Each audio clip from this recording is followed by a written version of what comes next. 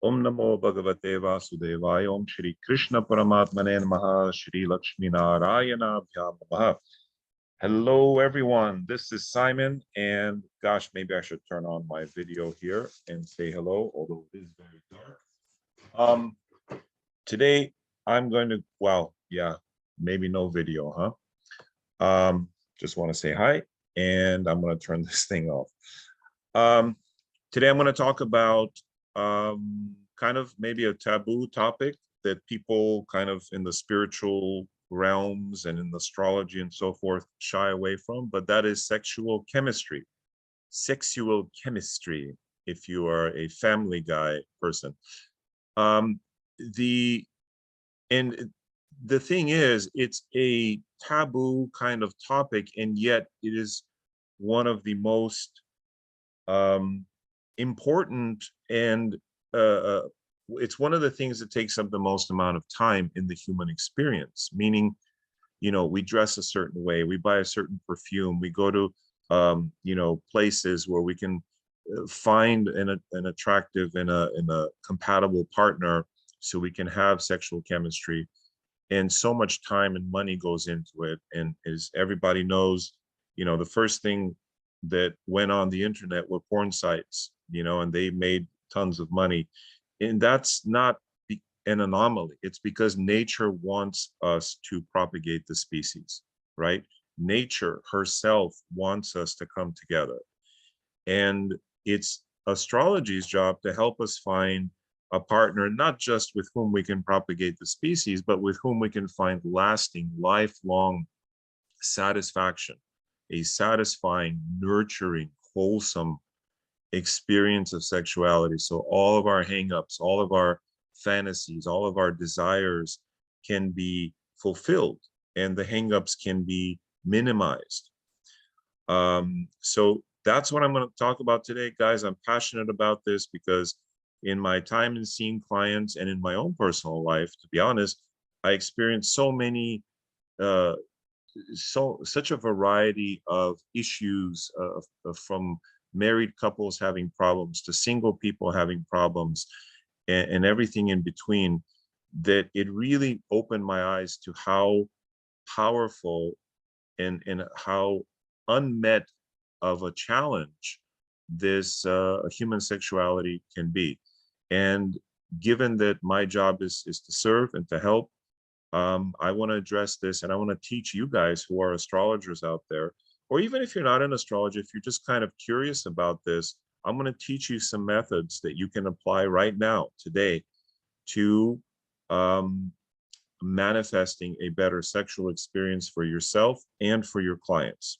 All right, so let's jump into it. I know it's kind of weird that I don't have my video on. It's just I don't have any good lighting, and I'm sorry I don't have my normal mic, so I probably sound a little bit muted, but I'm in a place where I can't do that. So, but I still want to get this out there. Yeah, so let's just jump right in. If you have any questions, do leave a comment in the comment box. I think this is a very powerful topic. I'm going to give you a taste. And if you want more, and if you're interested in learning more, I'm going to do a 60-second plug here for our Divine Love class. This goes straight to my website, decodingvedicwisdom.com. You will see Divine Love. Now it comes in 3 parts. Part 1 is a personal handicap. Part 2 is compatibility, where we'll cover sexual compatibility and everything else. And then part 3 is timing and rituals. Rituals means what can I do to help enhance, you know, improve my sort of my experience. So let's see. Yeah, this is the site. When you click enroll, it'll take you to an enrollment page. I wanted to click learn more. Here you can read a little bit more about the course and sign up. Now, the best thing to do is to actually go to this site here. The link is below. Join the wait list. You will get 20% off, okay, of the entire course. So get on the wait list. I'll be emailing people on the wait list shortly, and with all the details and kind of early discounts and all that kind of stuff. But this is it. This is the one masterclass that we cover everything and no limitations, right? Every kind of relationship, both compatibility, hangups, and in fact, hangups are the least fun part to talk about, but it's one of the most important because if if you weren't raised right, or if you don't have the, if there were issues with you growing up, and you have hangups or handicaps, we can learn to see them in the chart and deal with them so that you can find the love of your life, right? And help your clients find the love of their lives, right? So this is actually the most important part, and we're going to launch into that. And believe it or not, it's a hell of a lot of fun because you know what? Here's a little secret. We all have them. Everybody's got baggage of one type or another. And once you see it in the chart, you can begin to laugh at it. You can begin to go, oh my God, you have this too? Oh my gosh. Oh, your Mars and Venus are 6-8. Oh, that explains that. Oh, you have a debilitated Venus with the sun. Oh, okay, I got it. Oh, you have this combination. Okay, right? And you begin to have compassion for people because you see your own stuff, right? You see your own crap, and you realize that none of us here in this realm is perfect. All right, so that's the class that's coming up where we're going to cover everything in detail, but let's launch right in to sexual compatibility and how to find it. So we're going to start with a Vedic astrology technique. Now, if you don't know anything about Vedic astrology, you're okay. You can actually learn to do this. First, I want to explain a little bit of the philosophy, then the technique. Then we'll go on to cover a little bit of just general astrology that Western and Vedic astrologers will understand, and we'll wind it up. But first, we start with a uniquely Vedic astrology technique, and it's called the Yoni. Now, those of you who do Vedic astrology, Jyotisha, have heard about, you probably already have used the Yoni. And the yoni means a female reproductive organ. It also means the species, and that's what it means in this case. A yoni is a species of creature. And every part of the zodiac is divided into 27 portions, and each portion is assigned a spirit animal or a yoni. In fact, if you go to Stellar Art, I'm going to do a little tangent here. You will see these NFTs. These are for each of these stellar parts of the zodiac called nakshatras. Each of them have the yoni displayed quite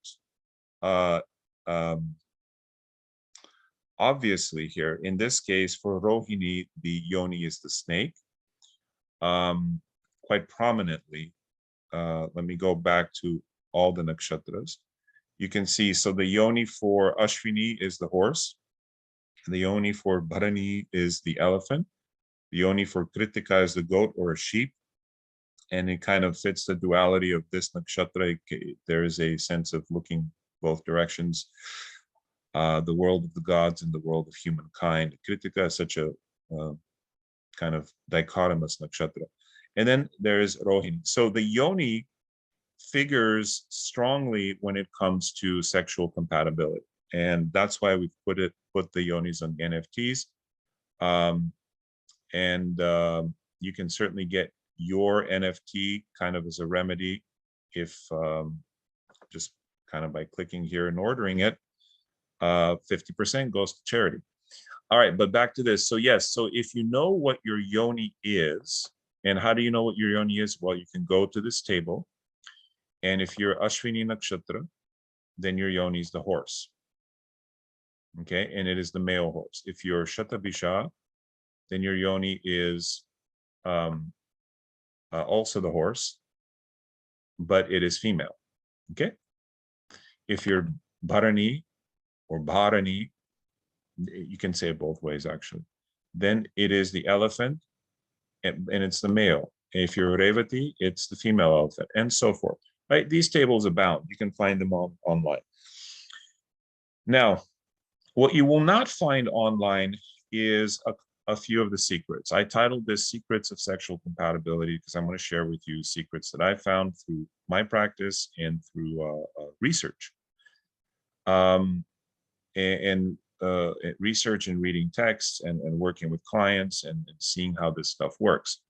And that is typically only the moon's yoni is used. All right. But secret number one is that you can use the moon, the ascendant, the Venus, and the Mars yonis and compare them. So when you compare the moon, it's the most important yoni. Well, it's actually equally important with the ascendant. It's just a different orientation. The moon gives you that long-lasting satisfaction from sex.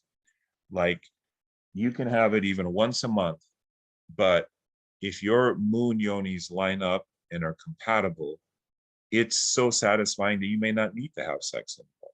Now you can have sex every day, whatever the case. My point is, when you have good moon yoni compatibility, it nourishes you on a deeper level.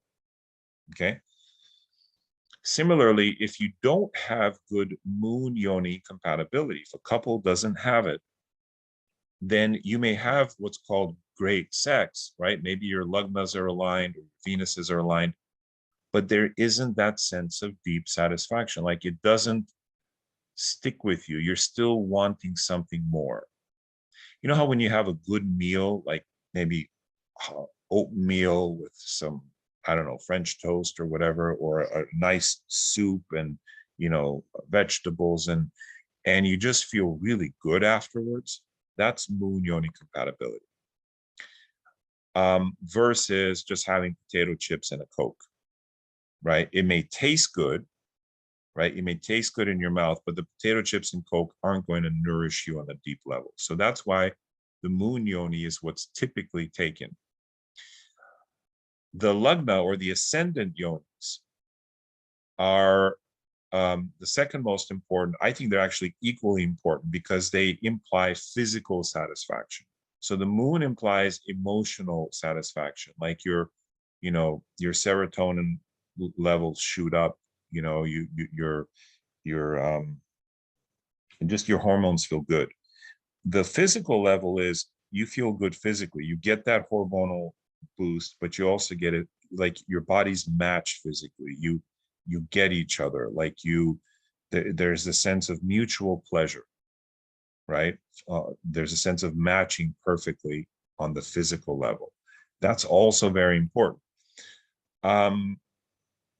Then there's a level of Venus, and this is the romantic level. There, you also match physically, you match romantically, your fantasies are similar, you give and receive to each other what each other wants, and so forth. There is the romantic pleasure of it.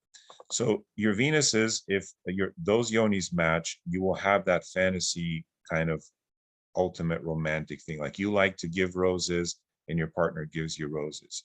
You love, I don't know, sharing chocolate and bourbon, and they love sharing chocolate and bourbon. And like there's this kind of, mutual simpatico. But if your Venuses are perfectly matched, but your moon is misaligned or your lugna is misaligned, then it's going to kind of create an interesting dichotomy. Like you both share the same fantasy and same romantic affinity, but your bodies don't fit. Or you don't get that deep emotional satisfaction from it if the moon is misaligned. So you see, there can be many permutations here, and that's why we're using more than the moon. Now, let me finish with this, and then I'll go into how to know if you two match or not. Finally, we're going to look at Mars, and Mars gives us the animal magnetism, that like raw primal attraction. Okay, enough said about that. That's just the hardcore physical and passion orientation. And it's actually the least important because it can be overruled by these others. All right, now let's find how does this work? All right, well, once you find let's say you're Ashwini, so you're a male horse, and your partner is Shatabisha, they're a female horse. So if you're the same yoni, you get 4 points. You're going to look at this table. Now, there are many other tables like this. This happens to be the table that I use. I've sort of personally adjusted these values, but you can find one online and they're more or less the same. The idea is that if you have the same yoni, it's the best, right? There's that perfect simpatico. If you have friendly yonis, it's pretty good, right? It's good. If you have unfriendly yonis, and you'll see that's a negative too, like a dog with a sheep here, and then that's not good. And the worst is the enemy yonis. All right, like there is, like for Ashwini, the horse, the enemy is the buffalo. So if you're an Ashwini nakshatra, you want to stay away from Swati or Hasta because they're a buffalo nakshatra, right? In terms of sexual compatibility, because it's like night and day, right? There's no compatibility there. All right. So if your moon star, let's say, is Ashwini, and the other person is Shatabishak, and your yoni is the horse, I'm going to put male horse, and their yoni is the female horse, then you get massive 4 points, right? Plus 4 points. Now, if in addition, the man's yoni is male and the female's yoni is female, that's an additional bonus. In the compatibility protocol, that's an extra 2.5 points. That's regardless of, what's going on up here. If there's a male-female thing going on, then you get an extra 2.5. So the maximum amount of points you can get is 6.5. All right, that's very rare, very rare. Basically, you just want to stay above 0.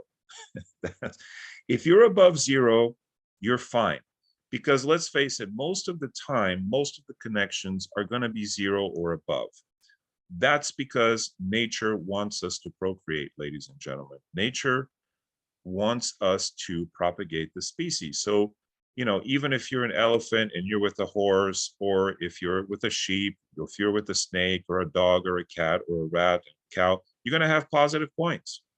Only with the tiger are you going to have problems, and the lion, who is the core enemy, right? If you're a dog, you're going to have positive points with most everyone except, a few on the list. That's because nature wants us to move the species forward, and we are programmed for sexuality. Okay? Now, so I talked about if the man's yoni is male and the woman's is female, you get a bonus. If the man's and the woman's are the same gender, so they're both male or both female, you get 1 bonus point. If the man's is female and the woman's is male, then it's actually minus 2 points, because it creates kind of a reverse polarity. Now, for gay relationships, you have to work this within the nature of your relationship, but this is just for heterosexual relationships. If the yonis are enemies, well, it's just a straight up minus 5 points. You don't pay any attention to this, and you watch out for that. All right. So coming back to this, let's take an example where this is +4, but this is -5. Let's say there are 2 enemies. Okay, the lagnas. Let's say the lagna is Dhanishta. Okay, and this is Uttara. Let's say this is we'll keep Dhanishta, and let's take a look at Dhanishta here. It should be the lion. Where is Dhanishta? There's Dhanishta, the female lion, and Purva Bhadra is also a female lion. But let's say you're Dhanishta and you're hooked up with an elephant. Let's say Revati or Bharani. Okay. Let's say Revati. Then you get -5 points. So now what do you do with this situation where you get fulfilled by the sex, but physically your ascendants somehow don't fit? This is a weird situation, isn't it? So you'd have to look at how the Venuses and the Marses compare. Okay, I hope you guys are following. So this is a Vedic astrology technique, just to kind of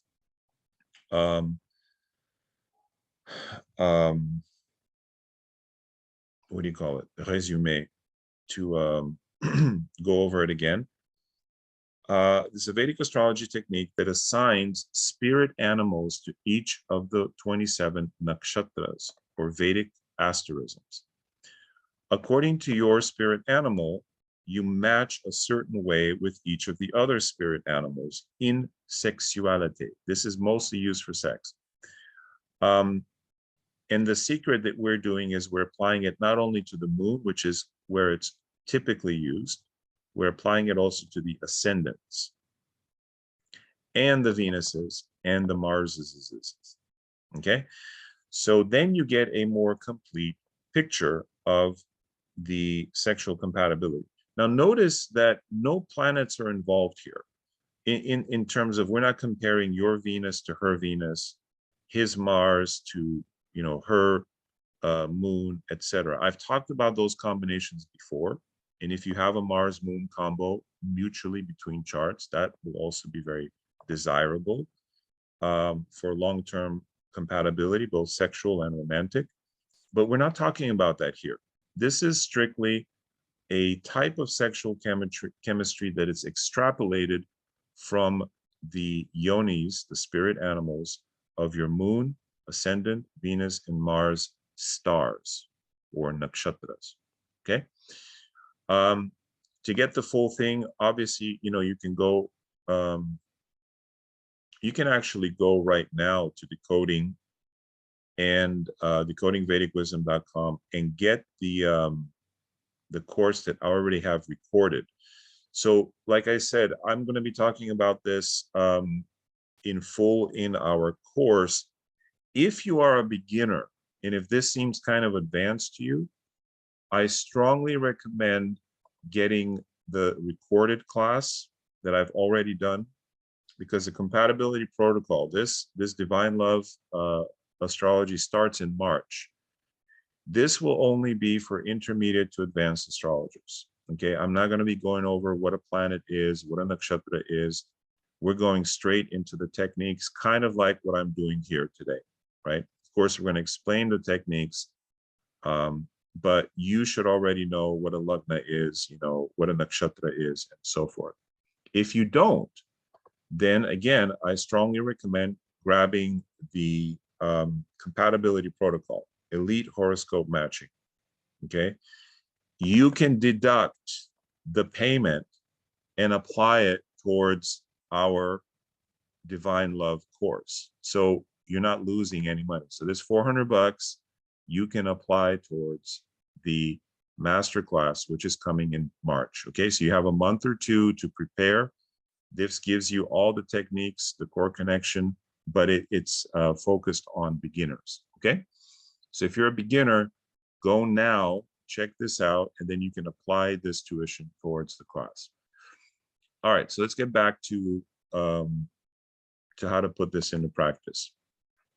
So again, the idea here is that each of these represent a different facet of our sexuality. So some people maybe have a strong Mars Yoni attraction and nothing else. Then it's very clear this is like a, you know, a very just a physical thing that's probably not going to last. Ideally, you want the most amount. I'll tell you who has really good across the board is Justin Timberlake and what's his name, his wife. They have, all four of them are very nicely lined up. And wow, you just look at that and go, okay,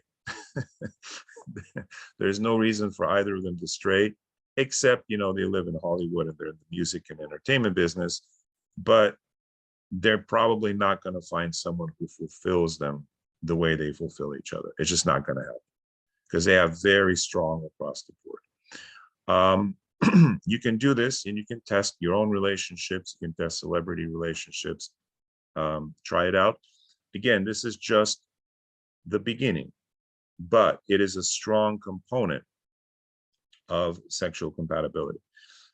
Let's see. Now, there are other facets. Let's actually go here and kind of go into it. So we've talked about the four cornerstones of Yoni compatibility. Remember, even if your Yoni compatibility is okay, if it's above 0 overall, then that's fine. If you have overall good compatibility in your charts, then that's plenty. Nature wants us to conceive and propagate the species. So, no matter, even if it's average, it's good. It's like pizza, even if it's cold, it's good. Right? So nature wants us to have sex. So this will help identify relationships that are just not meant for each other. If you have minus here, minus here, minus here, minus here, then you're asking for trouble. And that trouble may come, and the problem with that is that you may have certain handicaps in your own chart that lead you to believe that this is all you deserve. You may not even know that your sex life is bad, right? Maybe your partner is abusive, maybe your partner is not fulfilling you in the way you want, but your own chart has issues to where you think this is all there is. And this is a tool that can help you identify and say, no, this is not all there is. You deserve better. You can get better partners to fulfill you at a more fundamental and deep level. You don't have to settle.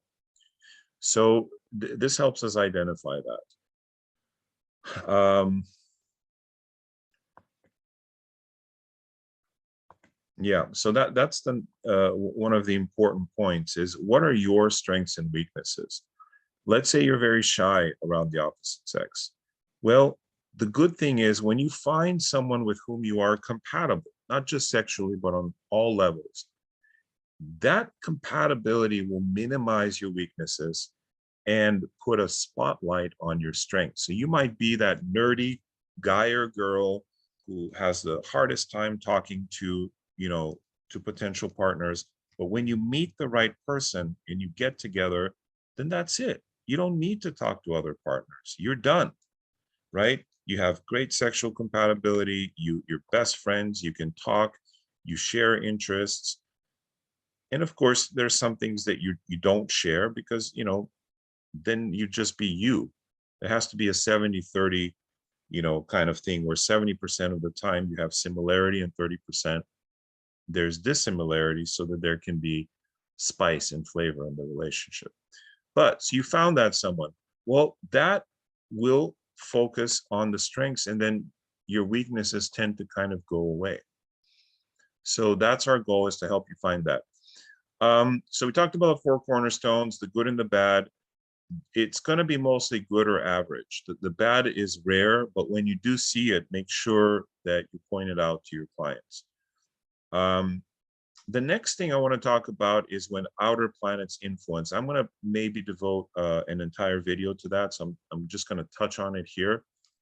Whenever Uranus, Neptune, and or Pluto connect with one of these cornerstones, right, with the moon, the ascendant, Venus, or Mars, and there's a cross connection, that can create a compulsive, fated kind of feeling to the relationship.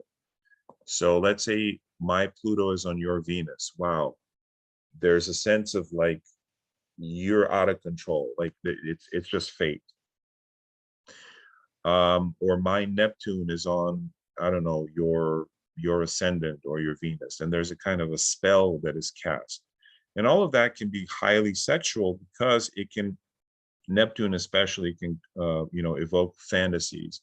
Pluto invokes this primal, deep sense of needing to be together, to where you're not even in control of your body. Like your body just starts shaking, or, you just tear off your clothes and you're like, oh my God, I don't even know what I'm doing. That's Pluto, right? Then Uranus is that sense of complete originality and freedom that you feel when you're with this person. It's like, man, we could do anything. Like all the rules that I grew up with are out the window because my Uranus or her Uranus touches my Venus or moon or something like that. So there are many possible combinations here. So this is for another video, but the outer planets also definitely have an effect on the sexual chemistry. But I wanted to start by showing you the 4 cornerstone yonis, and whether you do Vedic or Western astrology, you can apply this. Of course, if you do Western, you have to look at all of this in the sidereal Vedic horoscope, right? Because these are stars. Sidereal means relative to the stars. So, you know, you want to use the tropical for tropical astrology and the sidereal for Vedic. Apply these and see, show me the results you get. Leave a comment below and let us know. And if you want to get the full dispensation, the full course, get yourself on Waitlister here. It's not full. I think we need to get to 120 or so to be full. So there's room on the list, and you'll get 20% off the course. And yeah, look forward to seeing you guys there. I really want to share this info. There's so much more. I can't wait to share it. We start in March. Don't have an exact date yet, but it will be this March. That's also to give people who are beginners time to come up, right? Time to learn some of the basics, the essentials. Let's say you do tropical Western astrology. You've always been interested in Vedic. Well, here's your chance, right? Here's your chance to learn compatibility secrets from Vedic astrology. Believe me, there are a lot of them that you will not find in the Western horoscope. You know, I mean, a lot. There's the Kuja doshas and how to do that correctly. There's, I mean, it's too many things to mention. So, and if you want to do that, then go learn the compatibility protocol here. You have a month and a half to get it going. If you're already a Jyotishi, a Vedic astrologer, then you won't need to go this route. Just sign up and we'd love to see you there. If you have any questions, drop them in the link below, and we'll see you in the next one.